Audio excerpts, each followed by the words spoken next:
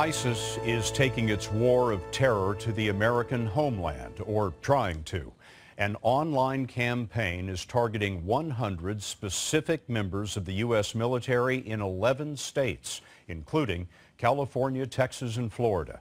Today, the Pentagon asked local police to help protect these servicemen and women.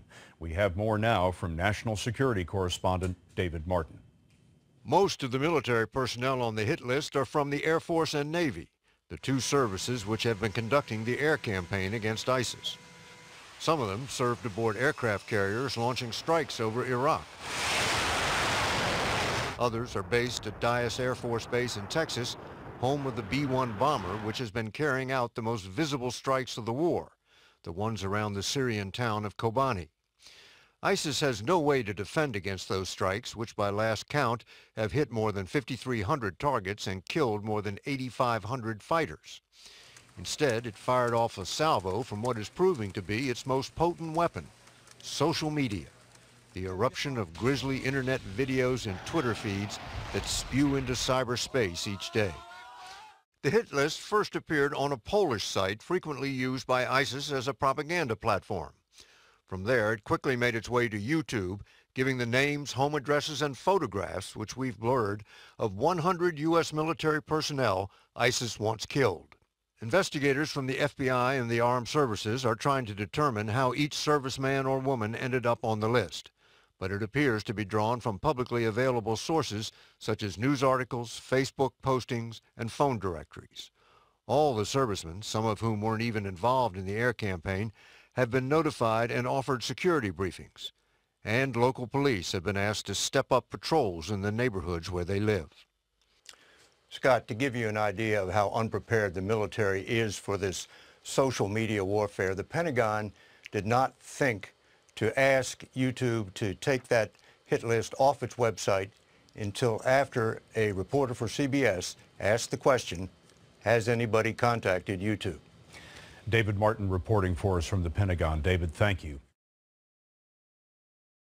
But I want to switch gears because I know you're focusing on these ISIS threats against 100 U.S. military personnel, and you've advocated we got to do our best to protect them. What do you say? Yeah, Neil. Well, Neil, you know, we know ISIS knows no bounds.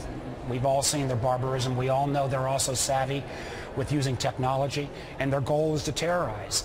And by singling out these 100 military members and placing them on this so-called hit list, I contacted the Secretary of Defense because I wanted to make sure, one, there was somebody in charge and there was a coordinated response. I've now got information that all 100 members have been contacted.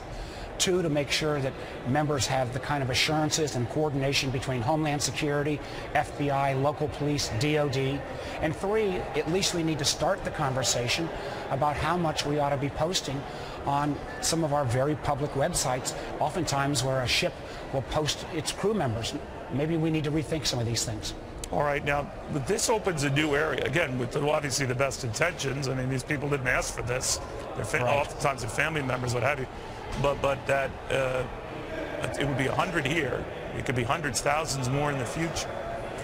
Now, Neil, this is a brave new world. We've all seen the benefits of being interconnected, but as we've seen data breach security continue to expand, you've heard the concern I have from the business world. Every company's either been hacked by China or about to. They don't know they've been hacked by China. Now we're seeing computer theft go into the actual of terrorism against military personnel. I mean, we're in a brave new world, and there's no playbook for this. And I hope we all take a moment and step back. And at least what I've heard from DOD is there's no protocol on this, but they need to be sitting around and figuring it out. And we need to try to help. I think you raised very valid issues, Senator, very valid issues. Mark Warner, thank you, sir. Thanks, Neil.